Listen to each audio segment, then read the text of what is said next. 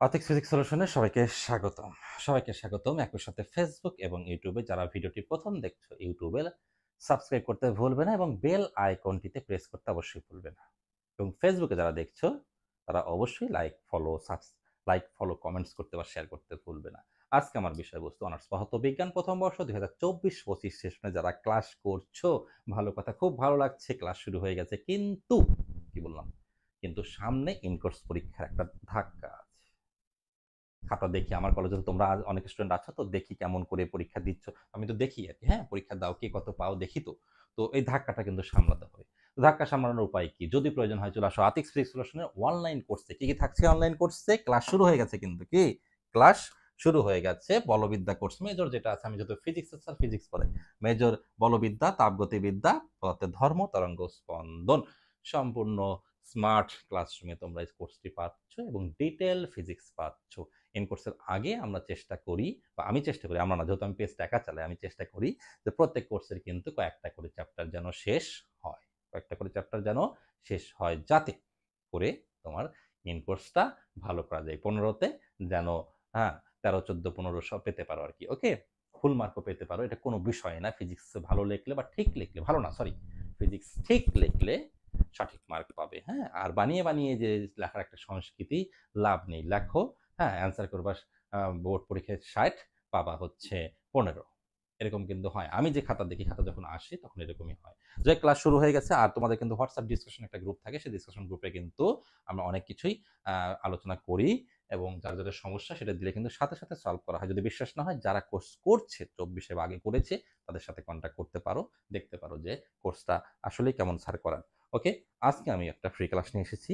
মাঝে মাঝে প্রতি সপ্তাহে একটা ফ্রি ক্লাস দেওয়ার, ভালো একটা ফ্রি ক্লাস দেওয়ার ব্যবস্থা করবো, যাতে স্টুডেন্ট উপকৃত হতে পারে, ওকে, এবং আগ্রহী হতে পারে পড়াশোনা করার জন্য। এখন আসছি আমরা পদার্থের ধর্ম, তরঙ্গ স্পন্দন, এই কোর্সের একটি গুরুত্বপূর্ণ অধ্যায়, প্রবাহী গতিবিদ্যা। প্রবাহী গতিবিদ্যা চতুর্থ অধ্যায়। এখান থেকে আমরা একটা সুন্দর প্রশ্ন পড়তে যাচ্ছি। ওকে, তাহলে আমাদের টার্গেট হচ্ছে আজকের এই কোর্সটা। হ্যাঁ, ওকে, এখন আমি শুরু করি। তার মানে কোর্সের নাম, কোর্সের নাম, হ্যাঁ, কোর্সের নাম পদার্থের ধর্ম, তরঙ্গ স্পন্দন, দরকার নেই। অধ্যায়ের নাম হচ্ছে প্রবাহী গতিবিদ্যা।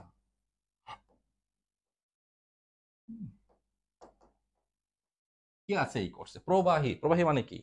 প্রবাহী মানে হচ্ছে একদিকে গ্যাস, আরেকদিকে লিকিউআইডি, লিকুইডস, লিকুইড যাই বলি না কেন, তরল এবং গ্যাস এই মিলে কিন্তু যেটা প্রবাহিত হতে পারে, শুধু পানি না কিন্তু। এটা একটা গুরুত্বপূর্ণ একটা প্রশ্ন, চ্যাপ্টারের শুরুতেই পড়তে হবে আমাদের কিন্তু, হ্যাঁ, কিছু সংজ্ঞা পড়ার পরে পড়তে হয়। আর আমি বলে রাখি, কোর্সে কিন্তু ক খ গ ঘ, কি বললাম, ক খ গ ঘ, সেই সৃজনশীলের মতো করে বলি আর কি, ক খ গ আর কি, সব প্রশ্নে পড়ানো হবে এবং টোটাল ফিজিক্স পড়ানো হবে, গ্যারান্টেড। আমি বললাম গ্যারান্টেড, যদি টোটাল ফিজিক্স না পাও, হ্যাঁ, কোর্স একটু শেষ করতে দেরি হতে পারে, কোনো সমস্যা নেই, কিন্তু যদি টোটাল ফিজিক্স না পাও, তাহলে আমি বলি স্টুডেন্টরা কি করে, যে মানি ব্যাক গ্যারান্টি নিতে, মানে মানি ব্যাক গ্যারান্টি, হ্যাঁ, কোর্স টোটাল পড়ানো হবে, টোটাল পড়ানো হবে। এতে সময় বেশি লাগলেও কিছু করার নেই, তবে পরীক্ষার অনেক আগেই শেষ হয়ে যাবে। আর সারা বছরব্যাপী কোর্স থাকবে, পরীক্ষার আগের দিন পর্যন্ত সাজেশন দেওয়া হবে বা নির্দেশনা দেওয়া হবে, কিভাবে লিখতে হবে, কিভাবে পড়তে হবে, কিভাবে ওএমআর পূরণ করতে হবে। বিশ্বাস না হলে ট্রাই করে দেখো। ওকে, ঠিক আছে, ধারাবাহিকতা সমীকরণ প্রতিষ্ঠা করো।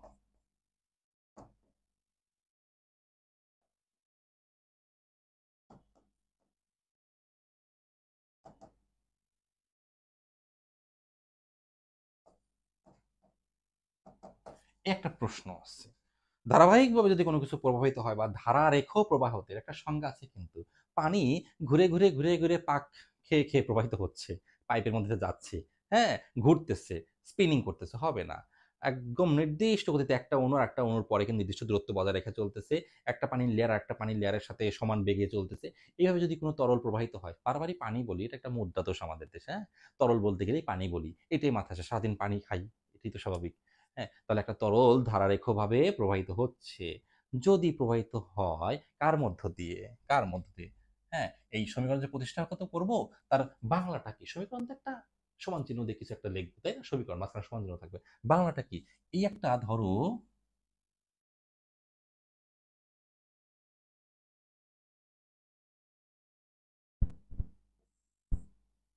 নল, অসম প্রস্থচ্ছেদের এই পাশে মোটা, এই পাশে চিকন। হ্যাঁ, এখানে এই ছেদটা দেখো হচ্ছে কি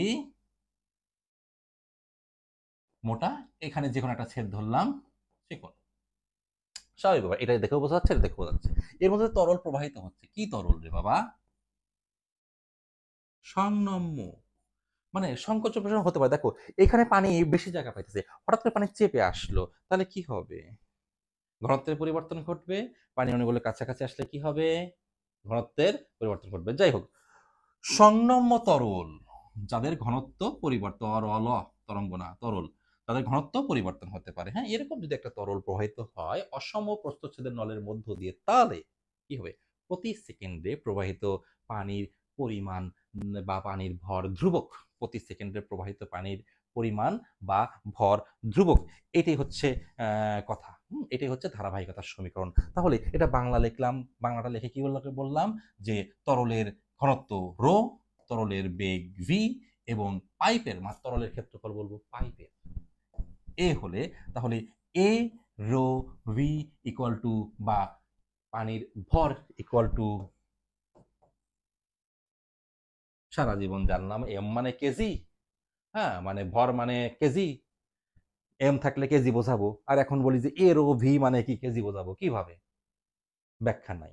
বিশ্বাস করো, তোমাদের বই যে তোমরা পড়তেছো, লেখকের বই ব্যাখ্যা নাই, নাই। এটা ব্যাখ্যা করতে হবে না, মুখস্থ করবা যে ঘনত্ব, বেগ, আয়তন, হ্যাঁ সরি, ঘনত্ব, বেগ, ক্ষেত্রফল, এটা গুণ করলে ভর হয়, এটা মুখস্থ করবা, করো। করে অনেকে যে চলে যাচ্ছে, হ্যাঁ লাভ নাই, পরীক্ষার হলে যাও, দেখবা যে আসল জায়গায় লিখতে না পারলে, আসল জায়গায় যদি নক করতে না পারো, নাম্বার পাবা না। হ্যাঁ, নাম্বার পাবা না। এর একক কি? Metre square. ঘনত্বের একক কি? K G, metre cube. V এর একক কি? Metre per second. দেখো কি হয়, হ্যাঁ কি হচ্ছে? এম স্কোয়ার, এম গুণ করলে কি হয়? এম কিউব, সাথে কেজি, এম মাইনাস থ্রি, হ্যাঁ এম ইনভার্স থ্রি, যাই হোক, সাথে এম, পাশে কি থাকলো? S inverse one. হ্যাঁ, তাহলে এই এম আর এই এম গুণ করে কি হয়ে যাচ্ছে? M cube. তাহলে দেখো তো, এটাতে কাটা না, তাহলে থাকে কি? কে জি পার সেকেন্ড হয়েছে। প্রতি সেকেন্ডে প্রবাহিত পানির ভর কেজি পার সেকেন্ড, প্রতি সেকেন্ডে প্রবাহিত পানির ভর কেজি পার সেকেন্ড। তাহলে এটাকে বলা যাবে কিন্তু প্রতি সেকেন্ডে প্রবাহিত পানির ভর বা পরিমাণ, কেজি পার সেকেন্ড। ওকে, ঠিক আছে, এইটুকু একটা স্টেপ গেল। এরপরে কি করতে হবে? এরপরে তোমার একটু, এরপরে কিছু করতে হবে কি, একটু ধরে নিতে হবে, বা দুইটা প্রান্তে, হুম, দুইটা প্রান্তে কিছু ক্যালকুলেশন করতে হবে। ওকে, তাহলে এই প্রান্তের নাম দাও পি, এই প্রান্তের নাম দাও কিউ।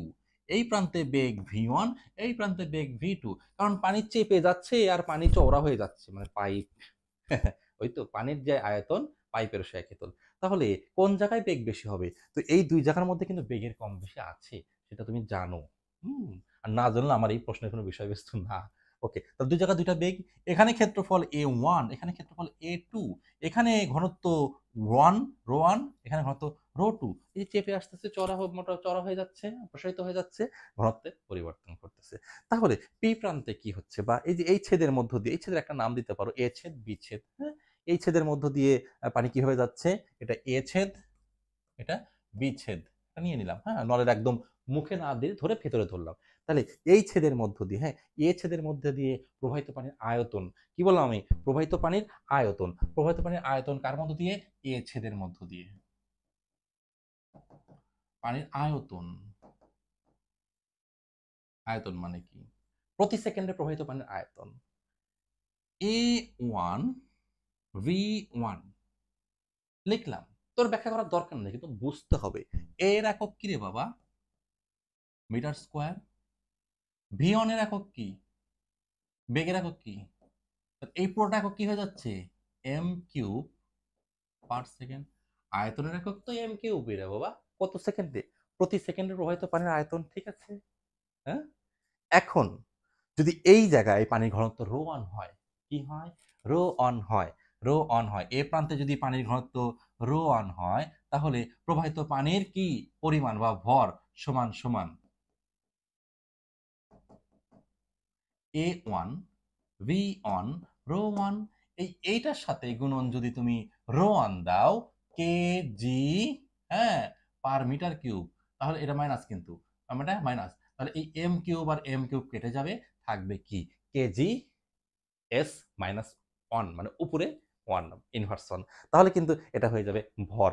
তাহলে এ প্রান্তের ভর কত হলো? এ প্রান্তের ভর হচ্ছে অনুরূপ ভাবে কিউ প্রান্তের ভর কত হবে? হ্যাঁ, A two V two rho two.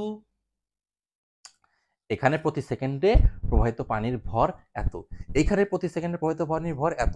আচ্ছা, দুটো কি সমান হবে না? কেন সমান হবে?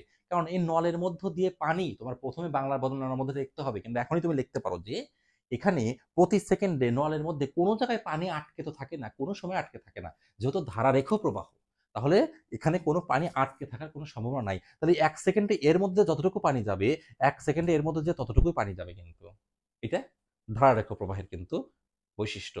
সুতরাং A one V one rho one, A two V two rho two, এরকম করে যেতে থাকবে, যে হবে এটা দুটো সমান। এরকমই যদি কোনো কিছু হয়, P one V one equal to, হ্যাঁ, P two V two equal to P three V three, তাহলে কি বলা যাবে? A rho V equal to constant. এটাই ধারাবাহিকতার সমীকরণ সংনম্য তরলের ক্ষেত্রে। এরপরে যদি বলে কেন অসংনম্য হতে পারে না? হ্যাঁ, আবার লিখতে পারো অসংনম্য। এটা কি? এটা হচ্ছে সংনম্য তরলের ক্ষেত্রে। হ্যাঁ, সংনম্য তরল মানে কি? সংকোচন হতে পারে তরলের ক্ষেত্রে ধারাবাহিকতার সমীকরণ। অসংনম্য তরলের ক্ষেত্রে মানে কি? ঘনত্বের কোনো পরিবর্তন হবে না, rho one equal to rho two equal to rho. তার মানে প্রত্যেক নলটা কি, নলের মধ্য দিয়ে প্রত্যেক জায়গায় কিন্তু পানির ঘনত্ব সেম। এরকম যদি হয়, তাহলে এই সমীকরণে কি বসাতে হবে আমাদের? এই সমীকরণে কি বসাতে হবে? অতএব কি বসাবো আমি একটু দেখি। অতএব A one V one rho, A two V two rho, rho যত সেম, তাহলে কি হবে? অসংনম্যের ক্ষেত্রে কি হবে? A one V one equal to A two V two, this implies AV equal to constant।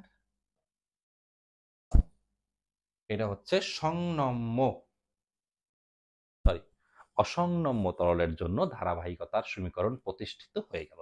এইভাবে যদি একটু লেখো বা ডিটেল বর্ণনা করো, তাহলে কিন্তু 5-এ 5, 5 6, 6-এ 6, 5 নম্বরের জন্য এটা আসতে পারে, পেতে পারো, অথবা 4 নম্বরের জন্য আসতে পারে, 5 অথবা 4।